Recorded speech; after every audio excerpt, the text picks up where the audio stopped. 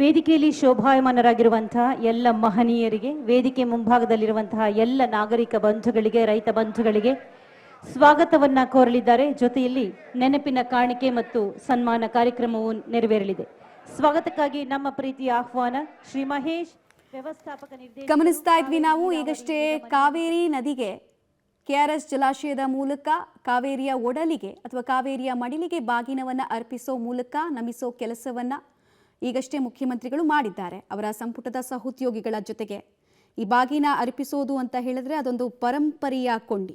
ಕಾರಣ ಕಾವೇರಿ ಅಂದರೆ ಕೇವಲ ನದಿಯಲ್ಲ ಅಥವಾ ನೀರಲ್ಲ, ಅದರಲ್ಲಿ ಕೋಟಿ ಪಾಪಗಳನ್ನು ತೊಳೆಯುವಂತಹ ಶಕ್ತಿ ಇದೆ ಅನ್ನೋದು ನಮ್ಮ ಬಹುತೇಕ ಆಸ್ತಿಕ ವರ್ಗದ ನಂಬಿಕೆ. ಹೀಗಾಗಿ ಈ ಜೀವನದಿಯ ಮಹತ್ವವನ್ನು ಆಗಾಗ ತೋರಿಸಿಕೊಡೋ ಕೆಲಸವನ್ನು ಕೂಡ ಕಾವೇರಿ ಮಾಡ್ತಾ ಬಂದಿದ್ದಾಳೆ, ತನ್ನ ಮುನಿಸಿನ ಮೂಲಕ, ತನ್ನ ಸಮೃದ್ಧಿಯ ಸಂಕೇತದ ಮೂಲಕ ಕೂಡ. ಈಗ ಸರ್ಕಾರಿ ಕಾರ್ಯಕ್ರಮದಲ್ಲೂ ಕೂಡ ಮುಖ್ಯಮಂತ್ರಿಗಳು ಪಾಲ್ಗೊಂಡಿದ್ದಾರೆ. ಇನ್ನೊಂದು ಕಡೆಗೆ ಕಾವೇರಿ ನದಿ ಯಾಕೆ ನಮಗೆ ಅಷ್ಟು ಮಹತ್ವ ಅನ್ನೋದನ್ನು ನಾನು ಹೇಳ್ತಾ ಇದ್ದೀನಿ ನಿಮಗೆ. ನಮ್ಮಲ್ಲಿ ಒಂದು ಅತ್ಯಂತ ಪ್ರಮುಖವಾಗಿರುವಂತಹ ಶ್ಲೋಕನ ನಾವು ಪ್ರತಿ ಸಲ ಕೂಡ ಕೇಳಿರ್ತೀವಿ. ಗಂಗೆ ಚ ಯಮುನೆ ಚೈವ ಗೋದಾವರಿ ಸರಸ್ವತಿ ನರ್ಮದೆ ಸಿಂಧು ಕಾವೇರಿ ಜಲಸ್ಮಿನ್ ಸನ್ನಿಧಿಂ ಕುರು ಅಂತ. ಅಂದರೆ ನಾವು ಸ್ನಾನ ಮಾಡಬೇಕಾದ್ರೆ ತಪ್ಪದೇ ಈ ಶ್ಲೋಕವನ್ನು ಹೇಳಬೇಕು ಅನ್ನೋದು ಒಂದು ನಂಬಿಕೆ ಆಸ್ತಿಕ ವರ್ಗದ್ದು. ಅಥವಾ ಈ ನದಿಗಳಲ್ಲಿ ನಮ್ಗೆ ಸ್ನಾನ ಮಾಡೋದಕ್ಕೆ ಸಾಧ್ಯ ಆಗಲಿಲ್ಲ ಅಂದರೂ ಅವುಗಳನ್ನು ಮನೆಯಲ್ಲಿ ನೆನೆದು ಸ್ನಾನ ಮಾಡಬೇಕು ಅನ್ನುವಂತಹ ಒಂದು ನಂಬಿಕೆ ಕೂಡ ಇದೆ. ಇದರಿಂದ ಒಳ್ಳೆಯದಾಗತ್ತೆ ಅಥವಾ ಶುಭ ಆಗತ್ತೆ ಅನ್ನೋದು ಒಂದು ಹಿರಿಯರ ನಂಬಿಕೆ ಆಗಿತ್ತು. ಸೊ ಎಲ್ಲ ಕಡೆ ನೋಡಿದ್ರೂ ಕೂಡ ನಮಗೆ ಇತಿಹಾಸದಿಂದ ಇರ್ಬೋದು, ಪೌರಾಣಿಕ ಕಥೆಗಳಲ್ಲಿರ್ಬೋದು, ಕಾವೇರಿ ತನ್ನ ಶಾಶ್ವತವಾದಂತಹ ಸ್ಥಾನಮಾನವನ್ನು ಪಡೆದುಕೊಳ್ಳೋದ್ರ ಮೂಲಕ ನಮ್ಮೆಲ್ಲರ ನಾಡಿ ಮಿಡಿತದಲ್ಲೇ ಬೆರೆತು ಹೋಗಿದ್ದಾಳೆ. ಸದ್ಯಕ್ಕೆ ಅಲ್ಲಿ ಬಾಗಿನವನ್ನು ಅರ್ಪಿಸಿದ ಬಳಿಕ ಸರ್ಕಾರಿ ಕಾರ್ಯಕ್ರಮದಲ್ಲಿ ಪಾಲ್ಗೊಂಡಂತಹ DCM ಹಾಗೂ ಮುಖ್ಯಮಂತ್ರಿಗಳಿಗೆ ಗೌರವ ನಮನವನ್ನು ಕೂಡ ಉಪಸ್ಥಿತ ಅಧಿಕಾರಿಗಳು ಹಾಗೂ ಸ್ಥಳೀಯ ಶಾಸಕ ಶ್ರೀರಂಗಪಟ್ಟಣದ ಶಾಸಕರಾಗಿರುವಂತಹ ರಮೇಶ್ ಬಂಡಿ ಸಿದ್ದೇಗೌಡ ಅವರು ಮಾಡ್ತಾ ಇದ್ದಾರೆ. 32ರಿಂದ ಕೂಡ KRS ನಿರಂತರವಾಗಿ ಕೃಷಿಗೆ, ಆ ಭಾಗದ ಕೃಷಿಗೆ ನೀರನ್ನು ಉಣಬಡಿಸ್ತಾ ಇದೆ, ಕೃಷಿ ನಳನಳಿಸುವಂತೆ ಮಾಡ್ತಾ ಇದೆ. ಲಕ್ಷಾಂತರ ಎಕರೆ ಭೂಮಿಗೆ ಇವತ್ತು ಕೂಡ ಕಾವೇರಿಯ ನೀರಿನಿಂದಲೇ ಚಿನ್ನದ ಬೆಲೆ ಬಂದಿದೆ, ಚಿನ್ನದ ಭೂಮಿಯಾಗಿ ಮಾರ್ಪಡುತ್ತೆ. ಇದಕ್ಕೆ ವಿಶ್ವಶ್ರೇಷ್ಠ ಇಂಜಿನಿಯರ್ ಸರ್ ಎಂ ವಿಶ್ವೇಶ್ವರಯ್ಯ ಅವ್ರನ್ನು ಕೂಡ ನಾವು ನೆನೆಸ್ಕೊಳ್ಬೇಕಾಗತ್ತೆ. ಹಾಗೆ ಮಹಾರಾಜರ ತ್ಯಾಗವನ್ನು ಕೂಡ ನಾವು ನೆನೆಸ್ಕೊಳ್ಬೇಕಾಗತ್ತೆ. ಎಲ್ಲದರ ಪರಿಣಾಮನೇ ಇವತ್ತು ಆಲ್ಮೋಸ್ಟ್ 3ರಿಂದ 4 ಜಿಲ್ಲೆಯ ಕರ್ನಾಟಕದ ಜನ ನೆಮ್ಮದಿಯ ನುಟ್ಟಿಸಿರು ಬಿಡ್ತಾ ಇದ್ದಾರೆ. ಬೆಂಗಳೂರು, ಈ ಕಡೆ ಮೈಸೂರು, ಮಂಡ್ಯ, ಈ ಭಾಗದಲ್ಲ ಎಲ್ಲ ಕೂಡ ಕಾವೇರಿ ನದಿ ಅತ್ಯಂತ ಪ್ರಮುಖ ಪಾತ್ರವನ್ನು ವಹಿಸುತ್ತೆ. ಇನ್ನು ಗಂಗಾರತಿ ಮಾದರಿ ಕಾವೇರಿಗೆ ಆರತಿಯನ್ನು ಕೂಡ ಮಾಡಬೇಕು ಅನ್ನುವಂತಹ ಒಂದು ಯೋಜನೆ ಇದೆ.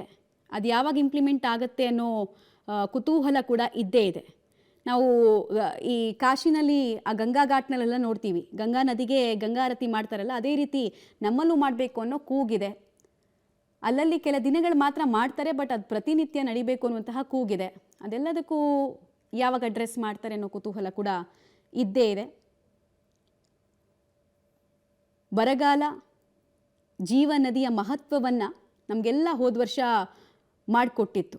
ಒಂದು ಹನಿ ನೀರನ್ನು ಕೂಡ ಪೋಲ್ ಮಾಡಬಾರ್ದು ಅಂತ ಹೇಳಿ ಕಾವೇರಿ ಭಾಗದ ಜನ ಜಾಗೃತಗೊಳ್ಳುವಂತೆ ಮಾಡಿಕೊಟ್ಟಂತಹ ದಿನಗಳನ್ನು ಕೂಡ ನಾವು ನೋಡಿದ್ವಿ. ಅದೆಲ್ಲವೂ ಕೂಡ ಈಗ ಸರಿದಿದೆ.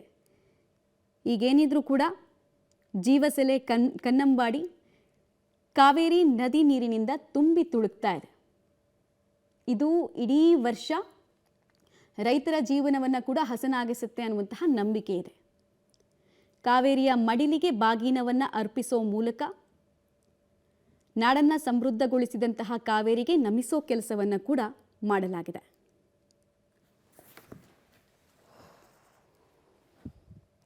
ಮಳವಳ್ಳಿ ವಿಧಾನಸಭಾ ಕ್ಷೇತ್ರದ ಶಾಸಕರು ಹಾಗೂ ಪರಿಶಿಷ್ಟ ಜಾತಿ ಮತ್ತು ಪರಿಶಿಷ್ಟ ಪಂಗಡದ ಆಯೋಗದ ಅಧ್ಯಕ್ಷರಾದಂತಹ ಶ್ರೀಯುತ ನರೇಂದ್ರ ಸ್ವಾಮಿ ಅವರನ್ನು ಸಹ ಈ ವೇದಿಕೆಗೆ ಆತ್ಮೀಯವಾಗಿ ನಾಡಿನ ಜನರ ದೃಶ್ಯಾವಳಿಗಳನ್ನ ಗಮನಿಸ್ತಾ ಇದ್ವಿ. ಈ ಕೆಲವೇ ಕ್ಷಣಗಳ ಹಿಂದಷ್ಟೇ ಬಾಗಿನವನ್ನ ಅರ್ಪಿಸಲಾಗಿದೆ. 3ನೇ ಬಾರಿಗೆ ಮುಖ್ಯಮಂತ್ರಿ ಸಿದ್ದರಾಮಯ್ಯ ಅವರು ಬಾಗಿನವನ್ನು ಅರ್ಪಿಸಿದ್ದಾರೆ. ಈ ಸಂದರ್ಭದಲ್ಲಿ ಅವರಿಗೆ ಅವರ ಸಂಪುಟದ ಬಹುತೇಕ ಸಹೋದ್ಯೋಗಿಗಳು ಸಾಥ್ ಕೊಟ್ಟಿದ್ದಾರೆ. ಈ ಶುಭಗಳಿಗೆಗೋಸ್ಕರ, ಶುಭ ಮುಹೂರ್ತಕ್ಕೋಸ್ಕರ ಪ್ರತಿಯೊಬ್ಬರು ಕಾಯ್ತಾ ಇದ್ರು. ಯಾಕಂದರೆ ನಾಡಿನ ಪ್ರತಿನಿಧಿಯಾಗಿ ಅಲ್ಲಿ ಮುಖ್ಯಮಂತ್ರಿಗಳು ಹೊರಟಿರೋದು. ಹಿಂದೆ ಆಗಲೇ ಹೇಳ್ತಾ ಇದ್ದ ಹಾಗೆ ರಾಜ ಮಹಾರಾಜರೆಲ್ಲ ಇದನ್ನು ನೆರವೇರಿಸ್ತಾ ಇದ್ರು. ಮತ್ತೆ ಕೆಲ ಕಾಲ ನಿಂತು ಹೋಗಿತ್ತು ಈ ಪದ್ಧತಿ. ಮತ್ತೆ 79ರಿಂದ ಚಾಲ್ತಿಗೆ ಬಂದಿದೆ. ನಾಡಿನ ದೊರೆಗಳು KRS ತುಂಬಿದಾಗಲೆಲ್ಲ ಈ ಪದ್ಧತಿಯನ್ನು ಅನುಸರಿಸ್ಕೊಂಡು ಬಂದಿದ್ದಾರೆ. ಇನ್ನೊಂದು ಇಂಟ್ರೆಸ್ಟಿಂಗ್ ಮಾಹಿತಿ ಅಂದರೆ